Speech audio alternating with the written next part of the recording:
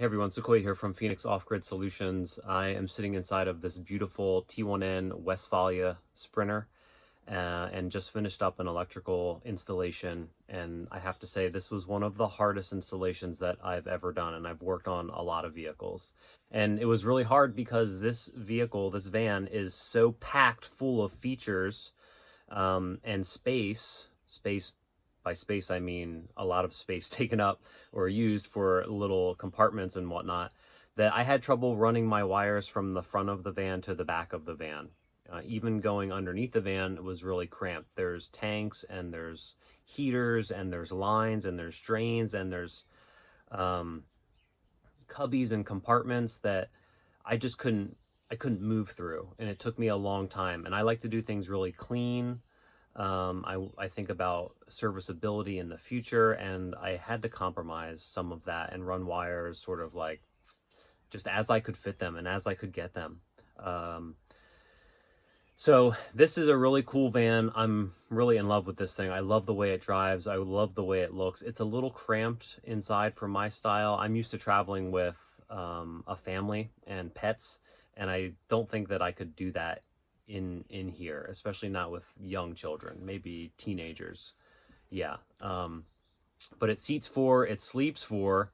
It's only got about 42,000 miles on it. It's a really clean example of a T1N. There's not many of these Westfalia T1N sprinters in the US. It's a 2004. It has a lot of really amazing features that a lot of the US market stuff didn't have at that time, like a 12-volt air conditioner and like a small AC consumer unit, and some of the electronics and the way that it was originally wired took me a while to figure out how it was done and why it was done and how I could use that and upgrade what was already here.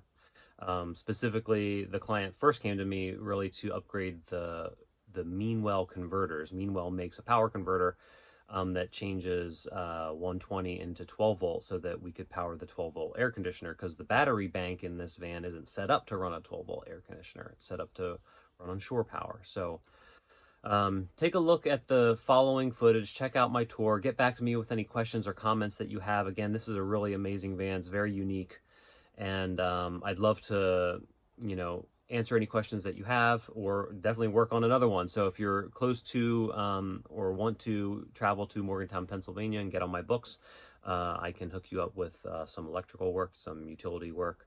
And also check out my DIY Builders Club, where I help people build their own van. I'm available for questions. We do weekly live calls, and I can also get you discounts on componentry and other materials to build your van out. So check it out, and thank you. Here's our T1N Westfalia. This is a rear-wheel drive T1N Sprinter, 2004, 42,000 miles. Really clean example. This is one of 250 of these, 270. See, it's silver in color. It's got some cool features. This big pop-out window, double pane plastic, sort of like a Arctic Tern window, but not Arctic Tern. Some cool louvered panels to cover up the stock window opening there, because that's a wall on the inside. We got running boards, an exhaust for a heater. We got an exhaust for our generator. Down there we got our gray and black water tank, shore power. I retrofitted an outdoor outlet here. It used to be like a antenna and a cable, or a cable entry, and I forget what was over there. But gravity fill, pressure fill, more louvered panels on the back, rear tire carrier. I think that was stock. Cool storage box that the client or previous owner added, just like a truck box. Fits really well on there. Up top, you can see our Maxxfan poking over, awning, propane hot water. More running boards. I mean, this thing is really clean, and I took it for a spin today. It's really cool. You can hear the turbo spooling up. It's got plenty of torque. I love that little side vent. This thing is so Euro. Front hitch, which is really nice. Yeah, I'd love to find one of these in clean condition. I don't know if they're really are any in the Northeast. But anyway, let's take a look at the top. So on top of this van, you can see I've mounted a flexible rich solar panel to the front. And now this front curves in 2 directions. So the first panel I had on here really warped up. This one's got a little bubbling on the back, but I have this attached with, you can see the side here. It's some 3M dual lock. It's like a mushroom Velcro. So it gives it a little bit of an air gap below this panel so some heat can come out. Also helps with the flexing. Solar wires, you see I had to do a little jumper of cables. Solar wires run back to a dual Scanstrut, which goes down through the closet. Like I said, it was hard to get wires even in here because you see everything on the inside of this top. This is a Medi-Heki, a big Medi-Heki. It does have some rain sensors on it. But yeah, I mean, I don't think these were on the US market, nor was a 12-volt air conditioner. Look at the size of this thing. It's humongous. This is more of like a trucker style air conditioner. And this thing runs on 12-volt, but there's not a battery bank inside this van to support a 12-volt air conditioner like this. So what it has is it has a converter. So when you're plugged into shore power, you can run this thing. You can also run it, I believe, while you're driving. And then behind that is the Maxxfan. We have a vent for the plumbing system. And then somewhere on the other side there is just a little pop vent for the cabin, passive vent. Yeah, so everything came out pretty clean. The Maxxfan cantilevers off the back of the roof, which kind of looks like a rear spoiler. I thought it looked pretty cool. But yeah, things are tight. There's not a lot of real estate up here. The only other spot I could have put a panel, I think, was on top of this air conditioning shroud. This is a 100-watt panel, and we would have had to compromise the amount of watts if we went with that location. So let's pop down and we'll take a look inside. All right, first off, let's take a look at these front seats. These things are so sick. Look at this upholstery. Adjustable armrests, swivels. Look at that, it's like a cantilevered swivel. On the passenger, that's a little amp, and then that one's on the stock chair box. But I mean, come on, Scheelman, eat your heart out. These things are really comfortable. They're definitely like almost like a Recaro racing seat, much like the Scheelmans.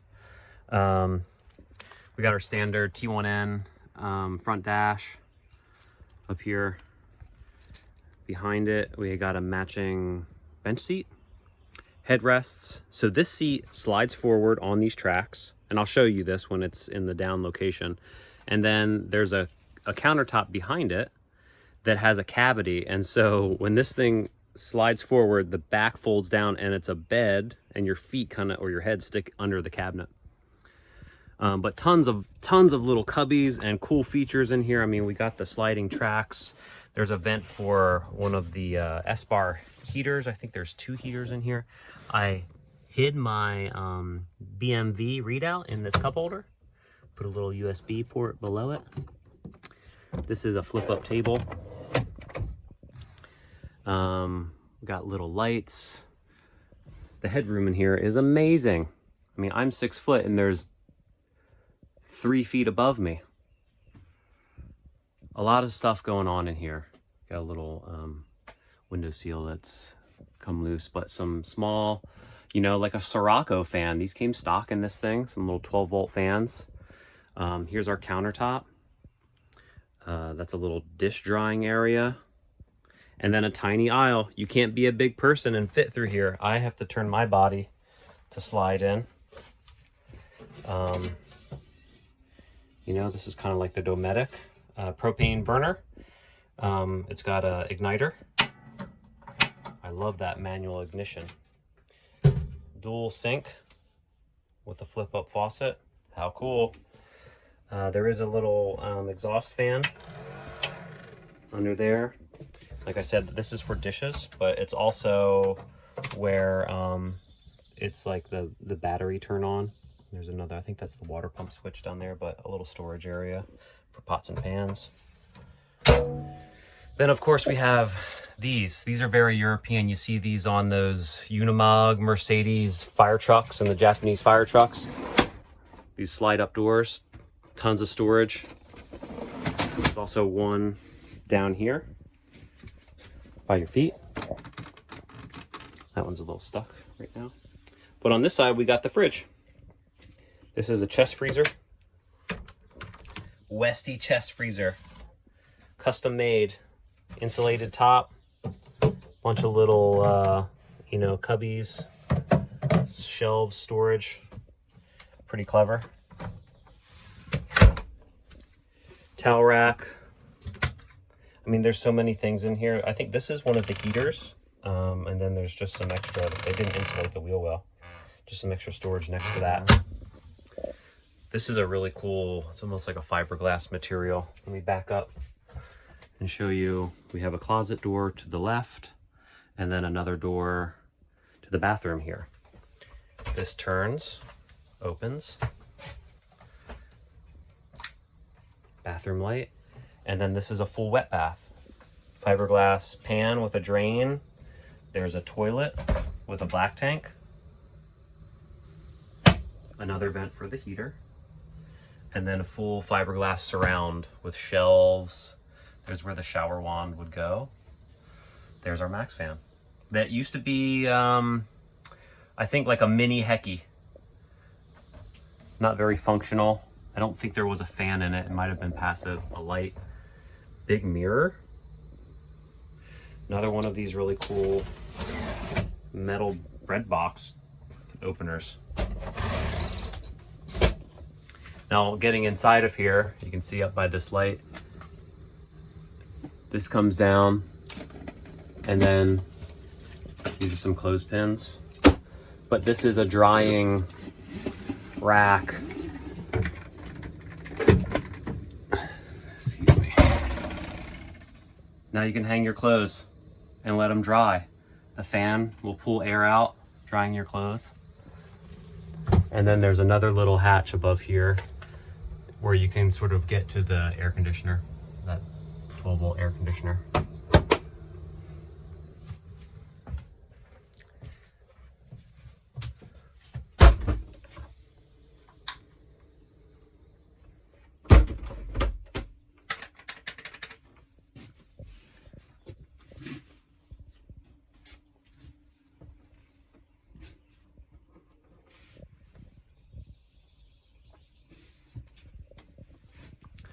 Now coming out of the bathroom, above your head, there's all these vents. That's for the air conditioner. We have probably an old smoke detector, another smoke detector. Check out this, drop down storage. These are the controls for the air conditioner. So it's manual, temperature, air control, that's on and off. So 110 socket. Don't know how to get these lights to work. That's our return. Here's a Blackwater readout. So you look up to see that stuff. Now this closet door opens up, some storage up there, little closet, cubbies on the side. That door opens out the back. They just use some fabric to cover a bunch of utility lines in here. Water lines, electrical lines. There's a vent for the plumbing system. So yeah, pretty clever. Just a piece of fabric, make it look clean. I took out an old cigarette plug here and added an outlet. This is a little more functional. That's an inverter outlet. So there was no original inverter in here, and now it has an inverter powered outlet. Above the driver's seats, another main feature to this whole thing is the slide out upper bed. You can see the tracks over here slide out. This thing slides all the way out, and then you have a bed that you get to crawl up into. You get to. That's what the fans are primarily for, his and hers, or person and person. Get to use their fans. But how do you get up there? Well, right here built into this cabinet are some steps with grips. And you get to climb up into your bed. I'll pull that out and show everyone. More cubbies. So I was talking about stubbing my toe. Drawers. So lots of little storage areas. Induction. 120 distribution. Propane. Another heater vent. Okay, I got the bed out. It actually came out pretty easy. Door flip down, and then you pull this tether and it slid out along the tracks really easily. Now you have to climb up there, right? That's why this grab handle is here. You actually climb up onto the counter. 1, 2, 3.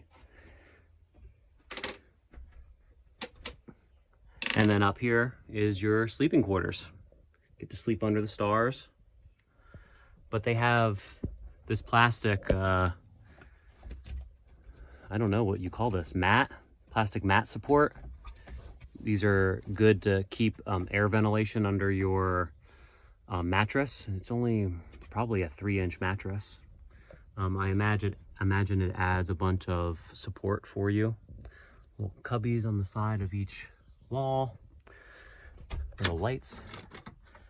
Not sure how these, oh, there we go. Windows that open. Yeah, really cool. All right, let's close this up. Okay, I showed you the upstairs bed that slid out, and now the downstairs bed. This whole bench seat slides forward.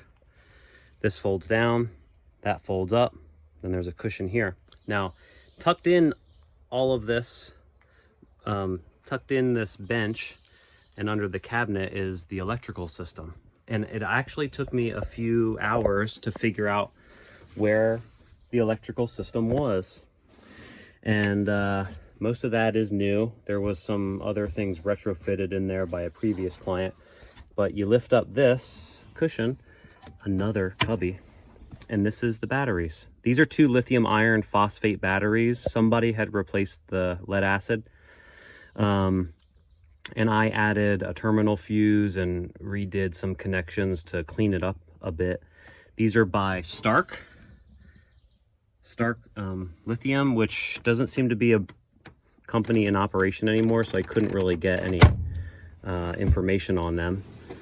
But the batteries come over here and they connect to the CTEK, right? And the CTEK is a alternator charger, a solar charger, and sort of a power distributor all in one. It was great because this is all the room I had for this. I have a small little bus bar here for negative and positive, and then I have a BMV tucked in over there. And then when I tell you that I was down in this little crevice for days, I really mean it.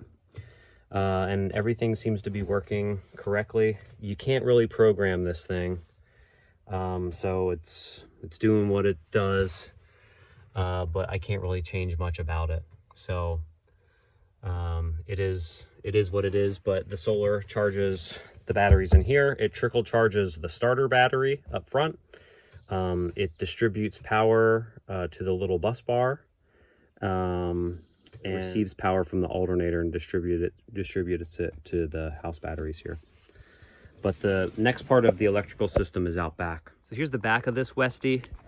See, there's not a whole lot of room. This is a big wall. It's the back of the bathroom. We got a little bit of storage in the cubbies of the door. Small garage down here. This is the back of the closet. Another small utility box. I was able to fit our Phoenix 800 watt inverter and a 30 amp Shure charger, battery charger.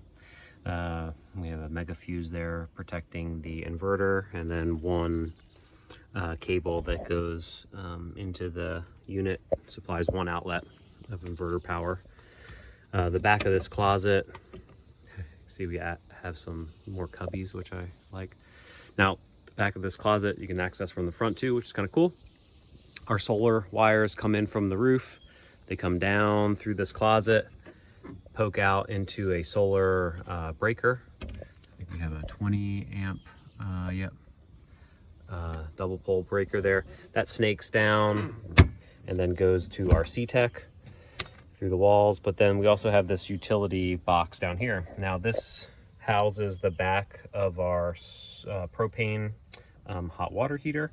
It also houses our converters, right? And this is initially how I got this job. These are Meanwell converters. They're power supplies that take 120 and then convert it into DC power. And the way this van is set up is that these converters run the 12-volt air conditioner that's on the roof when it's plugged into shore power. And each one of these outputs 80 amps of DC power. So you have to run them in parallel because the air conditioner requires more than 80 amps. And so the client had these, and I designed this layout to supply that power. I have a bunch of 10 gauge cables. That's the funny thing about this, is that these output 80 amps of DC power, but it's over 4 small terminals, right? So I had to divide 80 amps. I put 4 10 gauge wires, and I did inline fuses because I'm not used to running a lot of power through a bunch of small wires that come down into a bus bar. So I put in a fuse to protect those wires if there was some unbalanced current. I don't know why it would happen, and the folks at Meanwell said I didn't really need to do that, but I did it just to be safe. And then there's a big fuse there. And then this switch is something that was already here. You can run the air conditioner off of 110, or you can run it off of 12 volt, I suppose, if you're driving. The all doesn't really work. It doesn't do anything. Yeah, so that's that. We have our heater. Oh no, so this is a fan, and the fan that's in here blows when these converters are on. It switches a fan that exhausts the hot air out of tube, out of the wall, and then down through the floor, right? Because those suckers can get hot. These don't get as hot as the old ones. Yeah, I guess they just ran out of creative ideas there, or space. Anyway, that's the rear of the van.